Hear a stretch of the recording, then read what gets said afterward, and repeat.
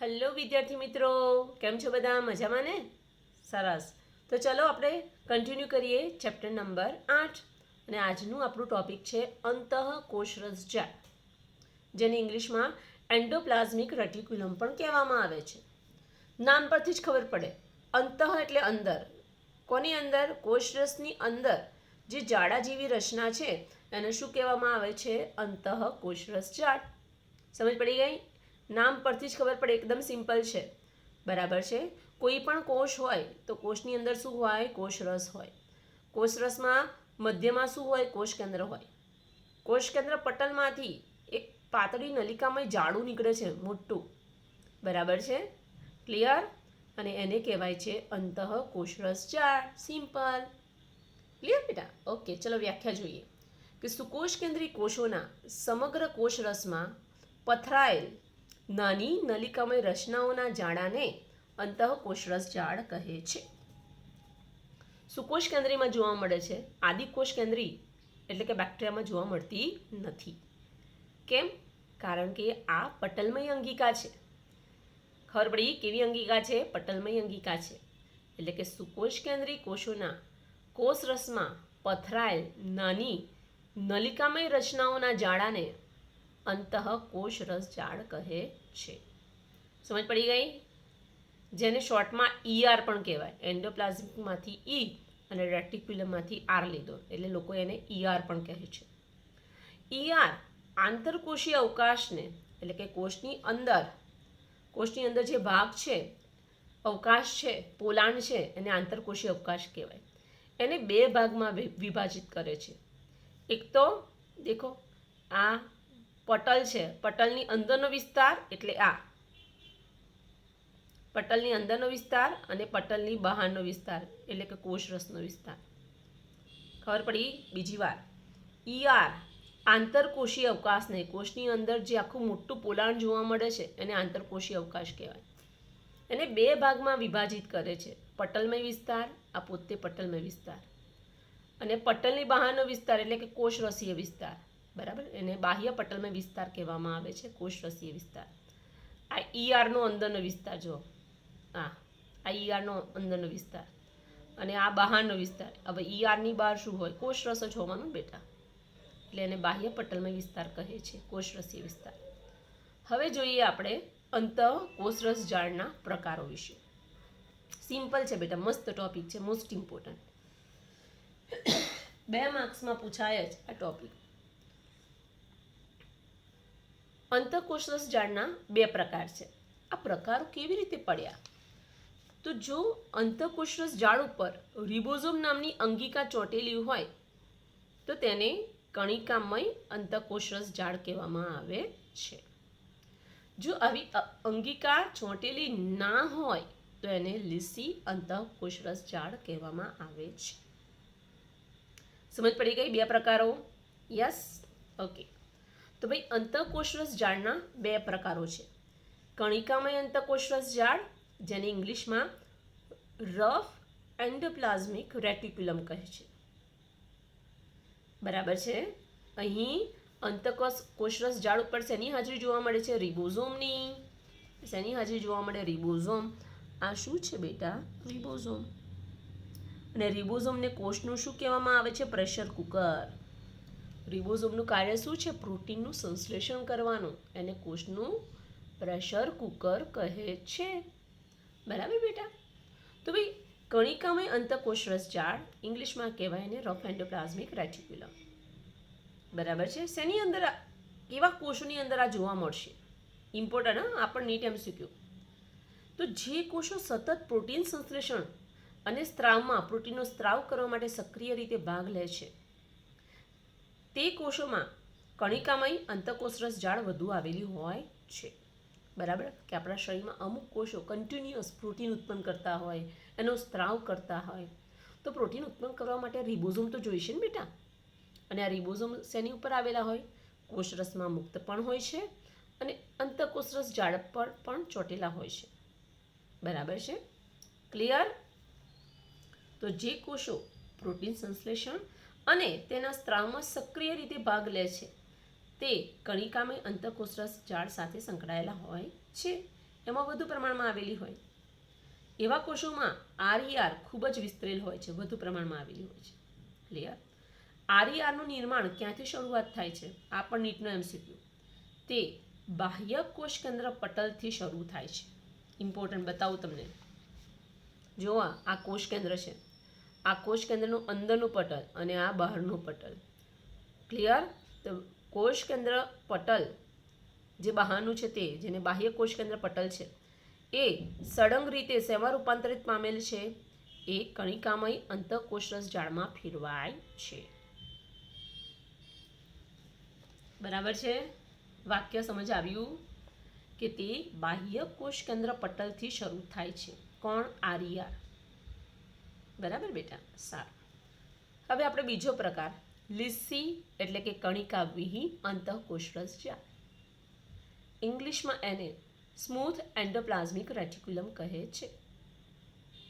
બરાબર છે? અહીંયા રિબોઝોમની ગેરહાજરી છે એટલે લીસી દેખાય છે. બરાબર છે? એનું કાર્ય શું? જો કણિકામય અંતઃકોષરસ જાળનું કાર્ય શું હતું? પ્રોટીન સંશ્લેષણ કરવું. જ્યારે લીસી અંતઃકોષરસ જાળનું કાર્ય શું છે?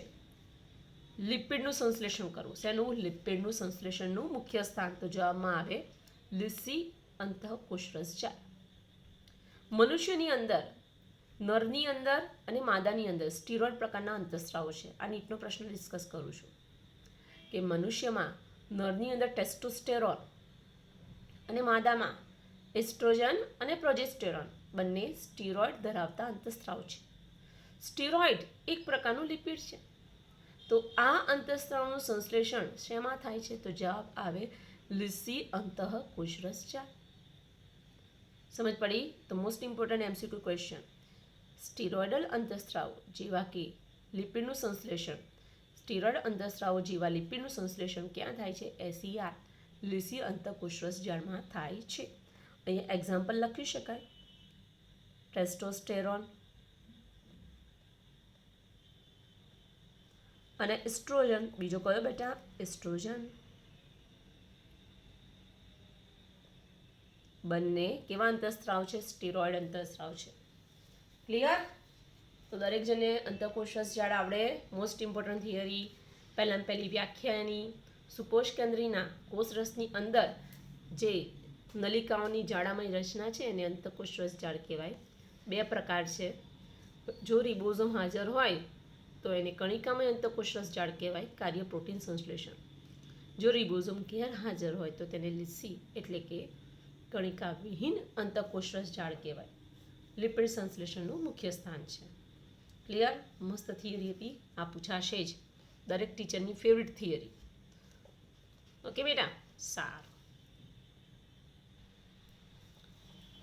બીજી એક મોસ્ટ ઇમ્પોર્ટન્ટ થિયરી આવી, લાઇસોઝોમ્સ.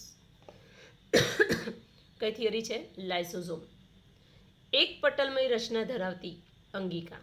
લાઇસોઝોમ એ એક પટલમય રચના ધરાવે છે. આ એક જ પટલ છે. બરાબર? એનું બીજું નામ શું છે?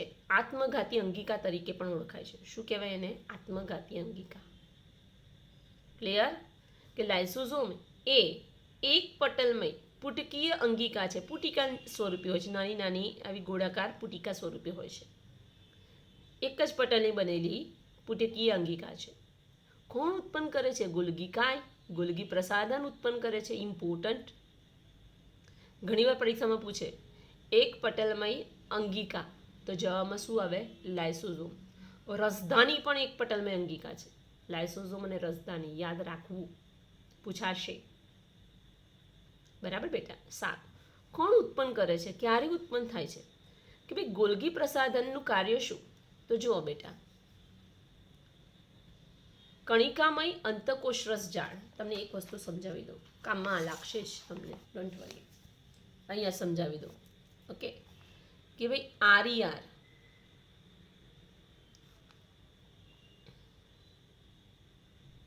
કણિકામય અંતઃકોષરસ જાળ એ શેનું નિર્માણ કરે છે? પ્રોટીનનું. પરંતુ આ પ્રોટીન કેવું હોય છે બેટા? અપરિપક્વ. કેવું પ્રોટીન છે? અપરિપક્વ પ્રોટીન છે. તો તો આ પ્રોટીન પરિપક્વ થવું હોય તો એ શેમાં દાખલ થશે? ગોલ્ગી પ્રસાધનમાં, ગોલ્ગી કાયમાં. ગોલ્ગી પ્રસાધનનું કાર્ય શું? તો તે પ્રોટીનનું પરિપક્વતા, એ પ્રોટીનને પરિપક્વ બનાવે છે. પ્રોટીનને શું બનાવે છે? પ્રોટીનને પરિપક્વ બનાવે છે. બરાબર છે? પરિપક્વ પ્રોટીન બની ગયું. હવે આપણે ખોરાક ખાઈએ છીએ. જઠરમાં, નાના આંતરડામાં ખોરાકનું પાચન થાય છે. પાચન થવા માટે શેની જરૂર પડે? ઉત્સેચકોની. ઉત્સેચકો શેના બનેલા હોય? પ્રોટીનના બનેલા હોય. સમજ પડી? એટલે કે જ્યારે આપણા શરીરને ઉત્સેચકોની જરૂર હશે, કેટલાક અંતઃસ્ત્રાવો પણ પ્રોટીનના બનેલા છે, એવા અંતઃસ્ત્રાવોની જરૂર હશે તો આપણું શરીર કોને મેસેજ મોકલાવશે? ગોલ્ગી પ્રસાધનને, કે ચલ પ્રોટીન મોકલ. બરાબર છે? તો ગોલ્ગી પ્રસાધન શું કરશે? નાની નાના પેકિંગમાં આ પ્રોટીનને પેક કરીને મોકલી દેશે. બરાબર છે? પરફેક્ટ પેકિંગ બનાવશે. અને આ જે પેકિંગ છે એ ગબડતું જે જગ્યાએ એની જરૂર હશે ત્યાં પહોંચી જશે. આ નાનચુકડું પેકિંગવાળું દ્રવ્ય છે, એ રચના છે, પેકિંગવાળી રચના, એનું નામ શું બેટા? લાઇસોઝોમ. એની અંદર શું ભરેલું હોય? પ્રોટીન. ઉત્સેચકો હોય. ઉત્સેચકો શેના બનેલા છે? પ્રોટીનના. ખોરાકના પાચન માટેના બધા જ ઉત્સેચકો લાઇસોઝોમની અંદર હાજર હોય છે. તો ખબર પડી ગઈ? મેં તમને લાસ્ટ ટાઈમ અંતઃપટલમય તંત્રમાં પણ સમજાવ્યું હતું કે કણિકામય અંતઃકોષરસ જાળ શેનું નિર્માણ કરે છે? એ પ્રોટીનનું નિર્માણ કરે છે, પરંતુ એ પ્રોટીન અપરિપક્વ હોય છે. એને પરિપક્વ કોણ બનાવે? ગોલ્ગી પ્રસાધન. અને શરીરના જુદા જુદા ભાગોને પ્રોટીન, ઉત્સેચકો અથવા તો અંતઃસ્રાવની જરૂર પડે, તો એને પેકિંગ થઈને પહોંચે છે જુદા જુદા ભાગોમાં. તો ગોલ્ગી પ્રસાધન જે પેકિંગ બનાવે છે એને શું કહેવાય છે? લાઇસોઝોમ. તો આ બધી અંગિકાઓના કાર્ય એકબીજા સાથે સંકળાયેલા છે. આ ત્રણમાંથી એકાદ અંગિકા એ પોતાનું કામ ના કરે તો બધી આખા કોષની સિસ્ટમ ખોરવાઈ જાય. તો આ ત્રણ અંગિકા ભેગી થઈને કામ કરે છે, તેથી તેને અંતઃપટલમય તંત્રનો ભાગ ગણવામાં આવે છે. ખબર પડી? હવે ખબર પડી? ઓકે, સારું. તો હવે બીજું સેન્ટેન્સ તમને એકદમ મસ્ત ખબર પડી જશે. આવી જાઓ બેટા. તો તે પેકેજિંગ ક્રિયા દ્વારા ગોલ્ગી પ્રસાધનમાં નિર્માણ પામે છે. કોણ? લાઇસોઝોમ. ક્લિયર? લાઇસોઝોમની અંદર હોય છે શું? તો મુક્ત થયેલા લાઇસોઝોમમાં બધા જ પ્રકારના હાઇડ્રોલાઇટિક ઉત્સેચકો આવેલા હોય છે. હાઇડ્રોલાઇટિક ઉત્સેચકો, જે ઉત્સેચકો પાણીની હાજરીમાં જટિલ ઘટકોનું વિઘટન કરીને સરળ પદાર્થ બનાવે, એ ઉત્સેચકોને હાઇડ્રોલાઇટિક ઉત્સેચકો કહે છે. બરાબર છે? એનું બીજું નામ શું છે ખબર છે? હાઇડ્રોલેઝિસ.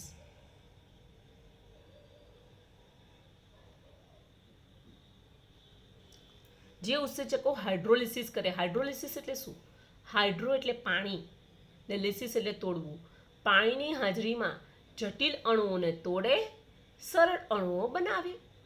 આવા ઉત્સેચકોને હાઇડ્રોલિસિસ ઉત્સેચકો કહેવામાં આવે છે. હાઇડ્રોલિસિસ બોલો, હાઇડ્રોલાઇટિક બોલો, સરખું જ થાય. બરાબર? એની બાજુમાં લખેલા છે, જેવા કે હાઇડ્રોલિસિસ. બરાબર? આપણા શરીરની અંદર જેટલા પણ પાચક ઉત્સેચકો છે એ બધા પાણીની હાજરીમાં જટિલ પદાર્થનું વિઘટન કરે છે. બરાબર છે? કયા કયા છે નામ? ચલો આવી જાઓ. લાઇપેઝિસ, લિપિડનું વિઘટન કરે એ ઉત્સેચકને લાઇપેઝિસ કહેવાય. પ્રોટીએઝિસ, પ્રોટીનનું પાચન કરે એને પ્રોટીએઝિસ કહેવાય. કાર્બોહાઈડ્રેઝિસ, સ્ટાર્ચ. બરાબર છે? દૂધ પીએ તો દૂધની અંદર લેક્ટોઝ શર્કરા હોય. લેક્ટોઝ એ ડાયસેક્રાઇડ, કાર્બોહાઈડ્રેટ છે. ઘઉં, ચોખા, આપણે ભાખરી ખાઈએ છીએ, ખીચડી ભાત ખાઈએ છીએ, તો એની અંદર સ્ટાર્ચ હોય. સ્ટાર્ચ એ જટિલ કાર્બોદિત છે, તો એનું પાચન કરનાર ઉત્સેચકને કાર્બોહાઈડ્રેઝિસ કહેવાય છે. અને ન્યુક્લિક એસિડ જેવા કે ડીએનએ અને આરએનએ, એનું પાચન કરતા ઉત્સેચકને શું કહેવામાં આવે છે? ન્યુક્લિએઝિસ. સમજ પડી ગઈ? ક્લિયર? તો લાઇસોઝોમની અંદર કયા કયા ઉત્સેચકો હોય છે? લિપિડ, પ્રોટીન, કાર્બોદિત અને ન્યુક્લિક એસિડનું પાચન કરનારા ઉત્સેચકો હાજર હોય છે. ઉત્સેચકોના નામની પાછળ એઝિસ લાગે. જો લિપિડ લાઇપેઝિસ, પ્રોટીનનું પાચન કરે પ્રોટીએઝિસ, કાર્બોદિતનું પાચન કરે કાર્બોહાઈડ્રેઝિસ અને ન્યુક્લિક એસિડનું પાચન કરે ન્યુક્લિએઝિસ. બરાબર છે. આ બધા ઉત્સેચકો છે એ એસિડ પીએચએ પણ કામ કરે છે. તેથી તેને એસિડ હાઇડ્રોલેઝ પ્રકારના છે એવું કહેવાય. સમજી ગયા? ઓકે. કઈ થિયરી ભણીએ છીએ? લાઇસોઝોમ. બીજું નામ આત્મઘાતી અંગિકા. એક જ પટલની બનેલી રચના છે. કોણ એનું નિર્માણ કરે છે? ગોલ્ગી પ્રસાદન એનું નિર્માણ કરે છે. અંદર શું આવેલું છે? બધા બહુ જ ઉત્સેચકો આવેલા છે જે પાણીની હાજરીમાં જટિલ પદાર્થનું જળ વિભાજન કરે છે. બરાબર છે? ક્લિયર? એટલે આ ઉત્સેચકો હાઇડ્રોલિસિસ પ્રકારના છે એવું કહેવાય. એસિડ પીએચમાં પણ કામ કરે છે, તેથી તેને એસિડ હાઇડ્રોલિસ પણ કહી શકાય. ઓકે. તે એસિડિક પીએચમાં પણ સક્રિય હોય છે, એટલે એને શું કીધું? એસિડ હાઇડ્રોલેઝ. આ ઉત્સેચકો કોનું કોનું પાચન કરે છે એ જોઈએ. તો આ બધા ઉત્સેચકો લિપિડ, પ્રોટીન, કાર્બોદિત અને ન્યુક્લિક એસિડ એનું પાચન કરવા માટે સક્ષમ હોય છે. આપણે ડેલી શું ખાઈએ છીએ? દાળ, ભાત, રોટલી અને શાક. દાળની અંદર પ્રોટીન હોય, એ પ્રોટીનનું પાચન કોણ કરશે? પ્રોટીએઝ. રોટલીની અંદર સ્ટાર્ચ હોય, કાર્બોદિત હોય, એનું પાચન કોણ કરશે? કાર્બોહાઈડ્રેટ્સ, એમાઇલેઝ ઉત્સેચક. Okay, clear? હવે આપણે શાક ખાઈએ છીએ. શાકની અંદર વનસ્પતિ કોષ, કોષની વચ્ચે કોષ કેન્દ્ર, કોષ કેન્દ્રની અંદર ડીએનએ હોય, બરાબર છે? આરએનએ હોય. એટલે કે ન્યુક્લિક એસિડનું પાચન કયું ઉત્સેચક કરશે? ન્યુક્લિએઝિસ. બરાબર છે? આપણે ઘી રોટલી પર લગાવીને ખાઈએ છીએ, પિઝા પર ચીઝ ખાઈએ છીએ, એટલે એ લિપિડ છે. અને એનું પાચન કરનાર ઉત્સેચક કોણ? લાઇપેઝિસ. સમજી ગયા? ખબર પડી ગઈ? ક્લિયર? તો આ બધા જે ઉત્સેચક છે એ હાઇડ્રોલિસિસ છે. પાણીની હાજરીમાં આ જટિલ પદાર્થોનું સરળ પદાર્થમાં વિભાજન કરે છે. ક્લિયર? બીજો એક ક્વેશ્ચન થાય કે શા માટે લાઇસોઝોમને આત્મઘાતી અંગિકા કહે છે? કારણ શું? તો લાઇસોઝોમ જે જગ્યાએ એને ઉત્સેચકો મુક્ત કરવા હોય તો પહેલાં પહેલું પોતે તૂટવું પડે. આ પટલ તૂટશે અહીંયાથી તો જ અંદરથી ઉત્સેચકો મુક્ત થશે. અને આ ઉત્સેચકો છે જે કોષની અંદર મુક્ત થશે, બરાબર છે, એ કોષના પ્રોટીન, લિપિડ, ન્યુક્લિક એસિડ એ બધાને તોડી નાખશે. એટલે જ્યારે લાઇસોઝોમ ઉત્સેચકો મુક્ત કરે છે ત્યારે એનો પોતાનો પણ નાશ થાય છે અને જે કોષમાં મુક્ત કરે છે એ કોષનો પણ નાશ થાય છે. સુસાઇડલ બોમ્બર જેવું. બરાબર છે? સુસાઇડલ બોમ્બર હોય એ પોતાના શરીર પર બોમ્બ લગાવીને આવે. બોમ્બ ફૂટે એટલે એના શરીરના ફૂરચા ઉડી જાય. હવે એના તો ઉડે, પણ આજુબાજુ જે પબ્લિક હોય એ બધાના ઉડી જાય. Same here. લાઇસોઝોમની અંદર ઉત્સેચકોનો ભંડાર છે. જે જગ્યાએ આ ઉત્સેચકની જરૂર હશે, ઉત્સેચકોની, એ જગ્યાએ આ લાઇસોઝોમ ગબડતો જશે. પછી એ પોતાનું પટલ તોડી નાખશે. આ પટલ તૂટશે ને એટલે અંદરથી ઉત્સેચકો ત્યાં બધા મુક્ત થશે. અહીં જે ઉત્સેચકો છે એ પ્રોટીન, લિપિડ, બરાબર છે, કાર્બોદિત અને ન્યુક્લિક એસિડનું પાચન કરનારા છે. હવે આપણને ખબર છે કે આપણે પ્રાણી કોષની અંદર દરેક કોષની અંદર લિપિડ આવેલું હોય. કોષરસ પટલ લિપિડની હોય. એની અંદર પટલની અંદર પ્રોટીન પણ આવેલું હોય ને કોષ કેન્દ્રમાં ડીએનએ પણ આવેલું હોય. એટલે કે જે ઉત્સેચકો મુક્ત થયા છે એ જે કોષની અંદર મુક્ત થયા છે એને પણ તોડવાનું કામ કરે છે. બરાબર છે? ક્લિયર? જ્યારે લાઇસોઝોમ ઉત્સેચકો મુક્ત કરશે ત્યારે એનો તો નાશ થવાનો જ છે. એ પોતે તૂટી જ જવાની છે, તો જ ઉત્સેચક નીકળશે ને. એટલે સાથે સાથે જે પેશીના કોષમાં મુક્ત થાય છે એ કોષ પણ નાશ પામે છે. તેથી તેને આત્મઘાતી અંગિકા કહે છે. ઇંગ્લિશમાં એને સુસાઇડલ બેગ.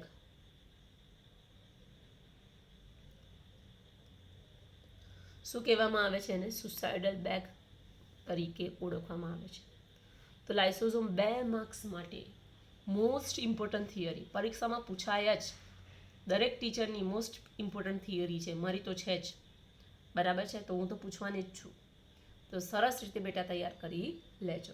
ઓકે બેટા, ગુડ બાય.